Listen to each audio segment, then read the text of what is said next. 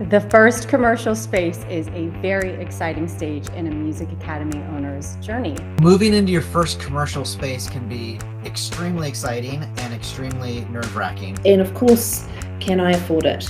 And if I can't afford it right now, how can I afford it if it is the right space for me? Hey everyone, in this video we are going to be talking about something every music school owner needs to know: how to rent your first music school space. And here's what's great. What we've done is we've interviewed some of our top music school coaches from our Build a Music School membership. And these are successful music school owners from all around the world who have built massive schools from 300 students to 5,000 students and above. They've been on this journey. They know what it's like to be in your shoes. And if you stick around until the very end, I'll share with you exactly how we picked our first space that became a stepping stone for us to open a second location and eventually own 2 commercial properties. You guys ready to jump in? Because these tips are going to set you guys on the path to success. Let's head over and hear from the coaches first. And remember, stick around to hear how I picked my first commercial space. Hey, my name's Johnny Wilson, one of the coaches here at Build a Music School, and my bit of advice for you around getting your first commercial space that I'm going to throw in the mix for you is around doing a cash flow forecast and planning out all the different details of when money is leaving your account, when you're expecting it to come in. And it's not as scary as it sounds. We actually built a tool that you can use, 2 tools actually, and we'll link them down below. You can grab a free trial to our Build a Music School library. You'll find them in module number 2 under the whole money management section. There's a cash flow tool, this really simple, powerful spreadsheet that will show you how to put everything in simply, and it looks great, and it will show you your cash flow forecast so you can literally see, based on your best estimates with your budgeting, hey, will I run out of money? Does it get dangerous? And so if you're going to transition from where you're currently teaching to getting the new space, you can actually look a year ahead and see when is all the money going in and out. It'll show you exactly what happens with your bank balance, which is your cash flow, and you can see whether it's safe to take that leap or whether you're being too optimistic or whether it's just straight up dangerous and you shouldn't do it and you should wait and save for a while. So that is the first thing that you should do. The next thing is that there is another tool as well that you can check out, hellocashflow.com, which plugs into your accounting software to do all that for you. It's a tool that we've built out of the BAM squad here as well. So hellocashflow.com, you can check that out. And so either of these tools, you can either have it automate from your accounting software or punch it in manually with a spreadsheet. You can choose. Now, the other thing that's a real surprise that people don't do is you've got a budget really kind of conservative. So, I mean, if you think that you're going to spend $5,000 on instruments for your new fit out, you should budget, $5,500 or $6,000. If you think that, you're going to spend $10,000 on labor and volunteers helping you, add another 10-20%, make it $11,000-$12,000. So budget really conservatively to be more pessimistic, and then with your income and expenses and your growth, you want to be more pessimistic, so more negative. So if you think that you're going to launch with your big open day and draw people in, actually, while you've got that free trial, go check out the big open days. There's ways to do that really well. You'll find that in module 5. Heaps of amazing examples. We've even got someone that got, I think it was 92 new students from an open day. And he realized, I think he needed like 60 students to cover all his rent from this leap. And he got like 92 or something like that in this one day. So go find that in module 5, open days. That'll blow your mind. But with the revenue, if you think, hey, I'm going to get 50 students from my launch date, and then I'm going to grow by 10 a week, you actually want to make that more pessimistic. So go with like, hey, I'm going to get 20 students in my open day, and then I'm going to grow by 5 a week. And so you put that into your cash flow forecast, showing how your revenue is going to go up at that speed. And then you've got your expenses, and so you're going to see those numbers honestly tell you where the cash is going in and out, how realistic it is that you can pull this off. You can go one step further and you can add a contingency fund, which is literally just like, hey, I think that we're going to have an extra 10% of expenses that I don't even know about. I remember that as we grew our music school from 0 to 2,000 students, we went to many different buildings and had multi-sites, and eventually our big massive building where the rent was over $100,000 a year and the fit out was probably 70-80 grand, and there were so many expenses that we just didn't expect. There were like silly little things, like we planned to have a stage for our students, and there was this one expense I remembered, I thought, oh yeah, we've got the carpet for the stage. Great. And so that was sorted. But then I didn't realize, well, you actually needed this, like, I can't remember what they called it, like a carpet trim around the edge of the stage, which had like the join from the top of the stage to the front of the stage. And it was this metal thing that gets kind of nailed in, and it makes sure that people don't scuff the edge of the carpet, and it just gets all ruined on the stage. And I think that thing there was like $200 or something like that, and I hadn't budgeted for it because I just didn't know it was there. So that was just one example. There were so many things that popped up that I just hadn't mapped out and planned for, and that's why you want to add in like at least a 5, 8, 10% contingency into your budget, into your cash flow forecast, so you can see the numbers. And check out those tools in module 2, either the cash flow challenge, we call it, or Hello Cash Flow, and you will be so thankful that you did that, because you're going to feel so much more confident and safe in taking that leap into getting your commercial space, which is a hugely exciting event, which I encourage you to do. But because it's exciting, you can get emotional, and you can make emotional decisions rather than data-based decisions. So you need that data, you need that cash flow forecast. That's going to prevent the whole thing blowing up, failing, and you ending up bankrupt or worse. So not to scare you, but just to prepare you. You guys, I just got off the phone with my brand new landlord of my next space. It's time to grow and grow even further. We have almost maxed out our capacity at our current space, and so it was time to get out there and make sure I knew what to do for the next space. And I had actually joined, there's a thing in the US, at least, it's called LoopNet, a separate one called Crexy, and they are sending me weekly emails about different locations that are either up for rent, for sale, all that kind of stuff. And so the first thing to do is just find out the market.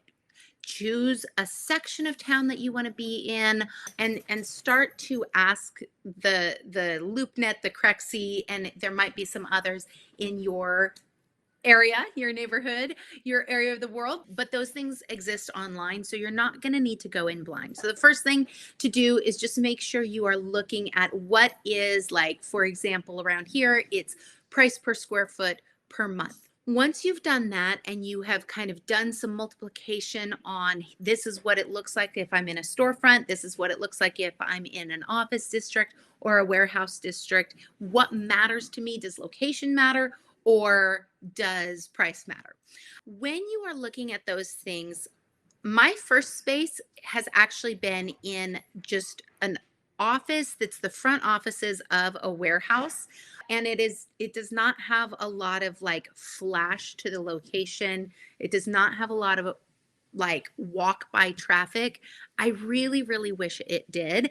And I would be happy to pay for that so much more. This second location actually also does not have a ton of walk by, but in truth, it's a little bit of a transition space. There we go. I got there. It's a transition space while we build up for a much larger spot in a place where we are going to get a lot of eyeballs and traffic. Because of the fact that we have grown to max capacity, I'm kind of an example of getting a warehouse in a warehousing district where I could just build it out with word of mouth, with inexpensive marketing, with some Google ads, Facebook ads, like kind of in a way the basic, but really, really building up a culture where people are saying, oh, send your students over there, send your students over there, send your students over there. And so when you are looking for the very first time, don't be afraid. I'm not suggesting that you like hide away, but don't be afraid to look at all of the options. But yes, location matters, but more of are you nearby schools? Who's your prime target market? Are you close to an affluent neighborhood that you want to get to? Are you near public transportation that makes it easy for people to get to you? All of those kinds of things matter. So when you are initially looking at the maps, I do recommend starting with the school, like hunting for the schools and putting yourself in a really nice district that is easy for families to get kids to right after their schools. The next thing you want to do is kind of look at the local incomes and just make sure that you are getting the right price per square foot based on what you're going to be able to charge. Before you go into it, my preferred recommendation is that you make sure that you know that you've got about 3 months stashed away in the bank if you did not get a single extra student. But you're going to get the students. Just follow all of the other BAM squad modules and you're going to get the other students. Hope that helps. All right. So moving into your first commercial space can be extremely exciting and extremely nerve-wracking too. So I'll just jump into a couple different tips and ideas that I have about moving into commercial space. One, just finding the space, right? That's going to be the biggest challenge probably. So there are a couple websites, at least here in the United States, LoopNet.com and Crexi, CREXI.com will have some online commercial spaces available. But for the most part, you're going to probably have to drive around and look. Landlords will put signs in the window, or if it's a strip mall, they'll have a sign in the strip mall somewhere. Commercial property is much, much different than residential. So if you own your own home and went through that process of buying a home and a realtor and the selling agent, the buying agent, much different on the commercial property side. You're probably gonna have to do a lot of the work to find the space and then negotiate directly with the owner or property manager of the space. So that's finding the space and then figuring out how much space you need and what you can afford. So what we did when we moved into our commercial spaces, and then when we went to a second location, was I always tried to keep it very simple. So I looked at it as, how many students do I need to be able to just afford this place, just kind of the basic nut, right, of this place to cover my rent and utilities. So if you're moving into a space and it's $2,000 a month and you're making profit on each student $100 a month and profit from each student, so you need 20 new students, not the ones you have, obviously that's covering your expenses already, but 20 additional students would help cover the pay for that. Now you might have front desk and you might have some other services that you pay for, so it's going to be more than $2,000, but at least it gives you a rough estimate. So take a look at that, and that can kind of give you a general idea of, does that sound reasonable? Is getting 20 new students in a couple months reasonable, or is that out of your you only have 10, so doubling or quadrupling, actually, if you need to go from 10 to 30 to afford a space, is that realistic? And then I would look at how much space is available that you need. So you certainly, most landlords are going to want a 3 to 5 year lease. So you don't want to jump from one room in your house to a 10,000 square foot space that you can't afford. But you also don't want to jump in from a 1-room space to a 2-room space that in a year from now, you're going to max out, right? And so take a look at how much space you're getting, what kind of classes, if you're doing private or group, what you can offer, and what that really is going to allow you to do, and how that's going to allow you to grow over I would plan the next 3 to 5 years, or however long your lease term is going to be. When you drive around and you're looking at these spaces, make sure you're thinking about the safety of the place. Like, does it look safe when parents drop off their kids to walk in here? Is there ample parking? Because if there's not a lot of parking, if you're on a busy street and there's not any parking, parents might think that's a big inconvenience. So you might lose some students that way as well. And then I would say one of the biggest things when you find a space and you're talking with the realtor is negotiation. So everything is a negotiation. So the 2 big things you probably are going to negotiate are the terms of the lease, like what is the cost and how long, and then any kind of build out costs. So for us, when we moved into our first commercial space, it was $3,200 a month. And that was a big leap for us. And so we negotiated to start at a lower rate at like $1,600 a month, because that was a little bit more doable for us. And for a year, and then after the first year, it went up, I think, to like $2,200, and then it went up to $3,200, and then it went up a little bit more. And I think we added on another year. So the landlord still got the majority of what he wanted. And we were there actually for 5.5 years instead of the first term, which was only 3 years, but it allowed us a bigger ramp, a longer ramp to get up and keep cash flow going. So that was one tactic that you can use when you're negotiating, which is really big because you want to kind of keep cash on hand in the beginning. And then the second one is you're going to have some type of build out. So whatever the space looks like, you're probably going to need to put up some walls, create some rooms, maybe ceilings, whatever it is. And so you want to try and have the landlord pay for those costs, right? Because when you move out, you can't take any of that with you. And the landlord knows that. So you can negotiate that. So in one of those places, we negotiated I think it was almost $10,000, which even looking back on it seems low. We should ask for more, because the landlord was like, yep, you can do it. So make sure you negotiate, build out and negotiate your terms of the lease. The first commercial space is a very exciting stage in a music academy owner's journey. So some things that you may want to consider when you are taking this step in your business are to first drive around. Do you see any office spaces or retail spaces that are close-ish to your current location? Check out the parking lot, check out the surrounding businesses. Oftentimes, we don't learn this until we experience it, that our school, when there's more than one music lesson going on at a time, is a noisy business. And tenants that aren't noisy will be the first to let you know how noisy you are. So it's really helpful to just get a general idea of what's surrounding you. Freestanding buildings are wonderful. Corner offices are wonderful. Having, a karate school or a dance studio nearby are wonderful places, to collaborate on that space. Something else that's really important is that you are going to need to hire an attorney to help you with the contract of the lease, making sure that you're set up for success, that the lease duration isn't too long in the event that you continue to grow at a pace where, 3 years from the start of that lease, you're not trapped for another 3 years. Typically 2 to 3 years is a healthy lease term, depending on your goals and size. For example, we started in a very small talent agency and actually just rented a room when it was just me as a solo voice teacher. And as soon as that kind of maxed itself out in a school year, we were on the hunt for our first commercial space. And we found a really cool space that was on top of the Autism Society in our community. So it was a children's business, top of a children's business. We were on the top floor, and we gained 2 additional lesson spaces to just give me an opportunity to hire additional teachers and see how we grew into that space. We signed a 3-year lease. And at the end of that 3 years, we were bursting at the seams and ready to move into our second leased space.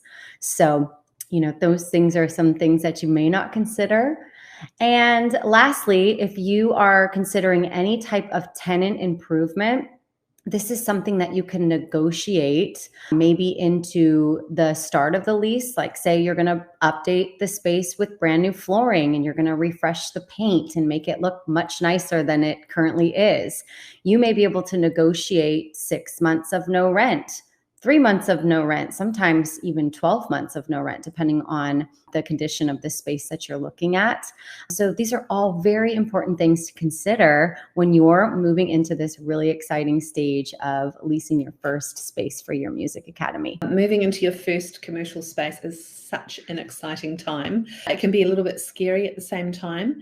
And for many of us, it's something that we've never done before. We've never been commercial tenants if you're renting, or commercial landlords or property owners if you decide to purchase the property. For me, it was my first time renting commercially, and there is so much that I wish that I'd known at the time that I'm so happy to share with you. So the first thing I would think about is the space right for you? So sometimes we can go, it's really great because everybody wants this space. There's really high demand for this area. The property manager has told me that he's got a huge amount of interest. I'm just going to sign up. Don't do that. There's always going to be another space. It's super, super important for you and the integrity of your school to make sure that that property is the right one for you. So, for example, you want to think about things like, a really great example of this, we have just recently moved again because we had a lot of issues with sound transfer. So what other tenants do you have in the building? Is your day-to-day activities going to impact those other tenants? And if so, what can be done about that in order to address that problem before you sign the lease? So in our case, the landlord promised that he would sort any sound transfer issues so that the tenants below could move in and wouldn't be affected, and that actually didn't happen. So it caused 2 years of a lot of stress and frustration because we had to pull back business operations to try and keep the noise down, and the tenants below us had to put up with a whole lot of noise from us as a music school. I mean, look, we make noise for a living, so there's not a lot that we that we can do about that. So really make sure the space is a good fit for you. And the other thing that I learned is it's fine to have things in writing via email, but make sure everything is in your lease and in your contract. So if your landlord says he's going to take care of soundproofing issues, make sure that's in your lease and in your contract. If your landlord says you have unlimited access to the building, make sure that's in your lease and contract, so that when you try to get in after a performance at 11 o'clock at night, all the alarms aren't ringing and causing you massive stress, and there's no call-out fee for security to come and switch off the alarms. I think it's really, really important to look at the layout of the school, of the space for your school. Look at how your students are going to view it. Have you got a great space for a reception? Have you got a great space for a waiting area?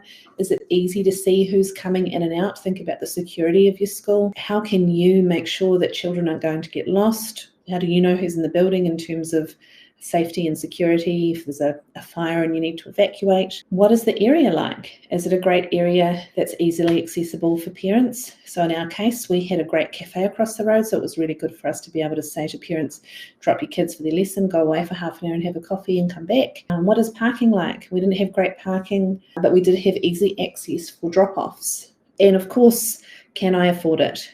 And if I can't afford it right now, how can I afford it if it is the right space for me? And what do I need to put in place to make that happen? And don't be afraid to negotiate. Like, just because there's a whole lot of interest in a property doesn't mean that you should compromise. So if you can build a relationship with that landlord or that property manager and say to them, you know, this is the ideal space for us, you'll be really investing in your community by having us here. We're not a high profit business. At this point, we are growing and building. This is what we can afford at this point. Is this something you'll consider? So look at negotiating your lease or your conditions. Make it work for you, because this is where you're going to spend a lot of your time. You need to be happy. You need to be able to know that there's scope for growth. You need to know that what you're committing to is the best option for you in your business. One of the first things that I did when I was looking for my music school space is I hired a commercial real estate broker to start looking for locations for me.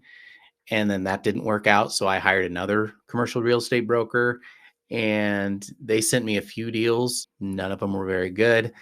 And so I just kept trying to like find the experts to help guide me in the direction, until finally I just gave up. And my wife and I, we just hopped in the car and we just started driving down the street in the neighborhoods that we wanted our school to be in. And sure enough, we found a building, a location with a sign in the window, and that ended up being our first location. Oh, thanks to all of our coaches for sharing all that wildly valuable information. So as I promised, I'm going to share with you guys the way that we found our first commercial space. So really just a quick backstory is I was teaching out of my home. And so we already had this tiny student base. I think it was 25, 30 students, something like that at that time. And when we decided, okay, we're going to actually do something with this and really try and build a music school with this, what we did is we knew that we wanted to stay around our home a little bit so we didn't go too far out. And we wanted to go into a direction where we knew there wasn't a ton of other music schools and stuff like that. So we wanted to be very intentional about the location of our space. And so we did some driving around, and we drove around, and then we would look for signs that said for rent, which maybe sounds a little old school, but it's such a helpful way to do it. You know, there are plenty of online resources and stuff that you can use that will have, you know, spaces you can rent and whatnot. But what this space had was it was tiny, and we knew it was going to be the perfect stepping stone for us. So it was like 600 square feet. And I so vividly remember walking in there and looking around at the space and thinking to myself, this is it. It gave me that feeling of home and going, this is the spot that I'm going to start to build my music school. It had the vibe that we knew that we wanted to build our school on, and it was in this prime location where there wasn't really any other music schools in the area. There were plenty of like solo music teachers and stuff like that, but nobody who was building a great music school. And so We then contacted the landlord, went through the whole process, and really, again, we thought to ourselves that this is a stepping stone. This is where we're going to start. And then what we'll do over time is, we're not locked into this space for forever. Sure, it was risky to get into this space, but it wasn't also going to make us go bankrupt and close our doors. So when you're thinking about renting that first space, I really want you to think to yourself, okay, is this a space that makes me a little nervous to get into because it's maybe a little higher priced, but it's not so high priced that I won't be able to afford the rent or anything on that? Because what that is going to mean is that you'll actually be able to grow and build your school there. Where if you get into a space that's you feel very, very, very comfortable in, what you're likely going to find is that you're going to outgrow that space fairly quickly. So again, think to yourself, where's a space that I can move into that I've got plenty of room to grow? And again, it's not the final spot that you're going to be. Remember that as you grow and as you scale, then you move. So as we grew, we then moved into another building where we rented, and we rented there for about 5 years. And then we were able to buy our first building. And then after another couple of years, we were able to buy a second building and open a second location. So just remember that as you're building your school, you have all of this room to grow, and it doesn't need to be the final space for you. And if you're thinking to yourself, okay, all right, I'm excited, I'm ready, I want to, find my first commercial space to rent. Here's what I want you to do. I want you to grab yourself a free trial. And what I want you to do is go into module 2, okay? And under E for environment, there's a spot on there called renting commercial property. There's stuff in there about business plans and even checklists that you need to think about when you are moving into that commercial space. And then as soon as you finish watching that video and collecting those resources, head on to the studio tours, which is also in module 2, where you'll be able to watch people, describe their studios and give you a walkthrough so that once you get that space rented, you're able to hit the ground running and be able to really grow your school. And you'll find that all in the Build a Music School library. So click and claim your free trial, and we can't wait to see you in the Build a Music School.